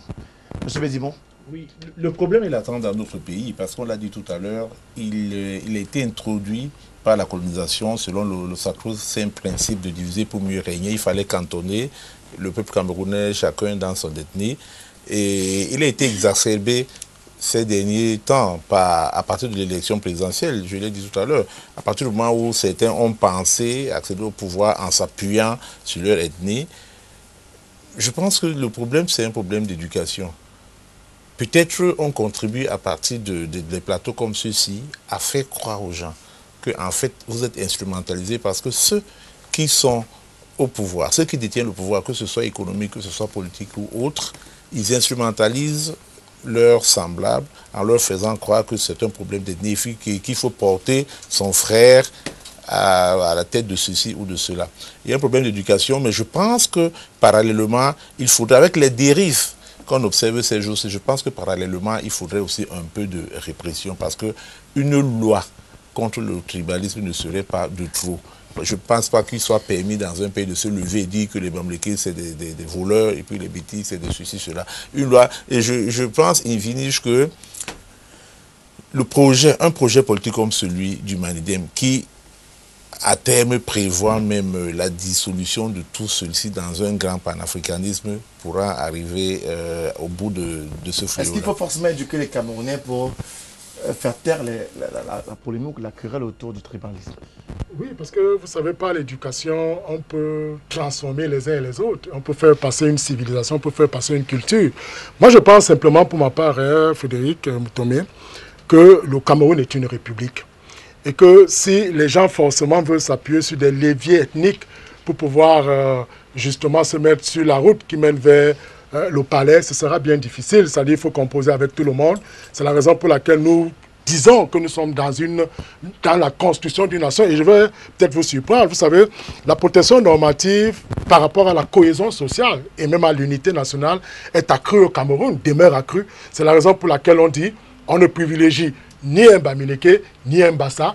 Nous tous, nous sommes des Camerounais. La preuve aujourd'hui, regardez le plateau. Je suis assis à côté d'un Bamileke très fier de l'être. Je suis à côté d'un Douala et de l'autre côté, il y a un Bassa. Donc c'est ce vivre ensemble que nous voulons pour l'État du Cameroun, pour que prospère justement notre cher et beau pays. Alors on a un SMS qui nous vient, je pense, du Togo ou de la Guinée équatoriale. Je vais me permettre de le lire. Bonsoir, le plateau, belle émission, s'il vous plaît. Il faudrait qu'on arrête d'insulter l'intelligence des Camerounais. Je ne vois pas où M. Momo a fait erreur. Moi, c'est Hugues Tchinda depuis la Guinée équatoriale. Rebonsoir. La question du tribalisme est un faux débat. Il faut que nous restions un et un seul pour parler du Cameroun. Vous partagez cet avis de ce Camerounais-là qui est à l'étranger, et notamment en Guinée équatoriale? Mais ça coule de source. D'autant plus que quand j'entends mon brillant ami et frère Kounié dire que c'est une tribu qui gouverne le Cameroun, ça c'est un discours tribaliste. C'est un discours qui enflamme le tribalisme dans notre pays. Parce que ce n'est pas, une tribu qui gouverne le Cameroun, on peut même dire une alliance de tribus. Ce sont des bourgeoisies administratives qui viennent de toutes les régions, des grandes régions du Cameroun. C'est eux qui gouvernent le Cameroun. Et ils ne sont que la façade des vrais propriétaires du Cameroun, à savoir les puissances étrangères à travers les multinationales. Nous devons éduquer notre peuple en l'amenant à une autre réflexion politique. Le Cameroun produit par an, quand on évalue la production du Cameroun, en chiffre monétaire, 15 000 milliards. La sous-région Afrique centrale, c'est 30 000 milliards.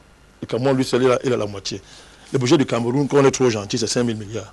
Les 10 000 milliards qui restent devant où? Vous ne rien? C'est sans de chiffres. Ça va où? C'est ça les multinationales qui pompent ça. Pompe ça. Nous, on prend seulement 5 000 milliards. Ici, gentil, on a 4 000 poussières de milliards. La grande partie est pompée par les multinationales étrangères qui envoient ça dehors. Et ils nous enfument dans des querelles.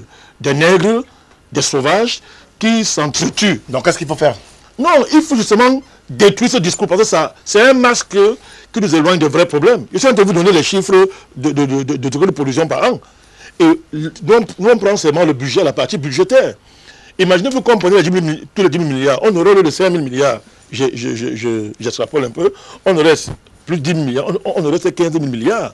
Ça va régler des problèmes, ça va diminuer la pauvreté et ça va diminuer la matrice du tribalisme. Donc, ce discours-là, qui tend à faire croire qu'au Cameroun, une tribu gouverne, c'est un discours faux, c'est du mensonge. Les bourgeoisies ethno-financières de toutes les régions du Cameroun, les grandes ethnies, le Grand Nord, le Grand Ouest, le Grand Centre, une partie du littoral, voilà l'alliance qui gouverne le Cameroun depuis au moins bientôt 60 ans.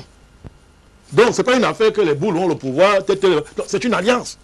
Et il faut attaquer leur projet politique, pas venir nous distraire avec les faux débats sur le tribalisme, parce que justement, on est dans la conquête du pouvoir, on reprend à son compte cette loi de la politique que les colons ont imposée chez nous, qu'il faut toujours partir sur une base tribale, en alliance avec l'étranger, pour prendre le pouvoir. Je vais terminer avec un fait. En 2007, l'association qu'on appelle le LACAM, à travers un de ses membres éminents, Chandan Tonnet, a écrit une lettre à M. Edouard Balladur pour proposer à la France une alliance entre la France et la tribu Bamileke. Le document existe. Le document existe. Ça s'appelle quoi? Quand on arrive à ce niveau-là, ça s'appelle quoi? Quand on peut arriver à ce niveau, on dit non, alliez-vous avec nous, la tribu. Il a reçu le mandat de Bamileke. Il n'y a eu que l'Assemblée, une constitution Bamileke pour dire qu'elle dit ça en notre nom. Vous voyez comment les gens font des choses. Je ne dis pas que les Bamileke ont l'apanage de cela.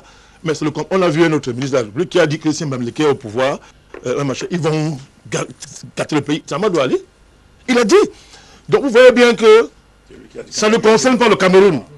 Ça ne concerne pas le Cameroun. C'est une affaire où des vieilles familles qui ont été sélectionnées par les colons pour gérer la néocolonie camerounaise utilisent le tribalisme pour bloquer le renouvellement de la société camerounaise et permettre à certaines vieilles familles de partager la richesse du Cameroun avec l'extérieur. C'est ça l'enjeu même de l'affaire. Merci à vous. Non, il faudrait juste une phrase pour rejoindre nos grands frères.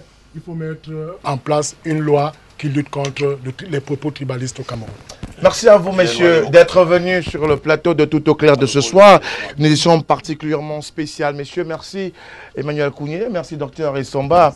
Merci à vous, Thierry Niopet, je le rappelle, qui est directeur de publication d'un nouveau média en ligne. Merci également à Bedimo Kouo qui a accepté d'être là.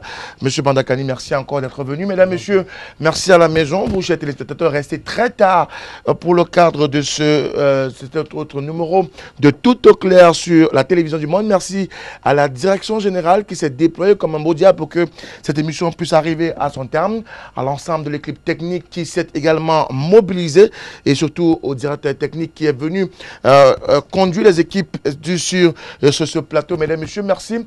Restez en compagnie de nos programmes sur la télévision du monde. On se retrouve demain 21 h avec bien évidemment une nouvelle thématique et de nouveaux invités. Au revoir.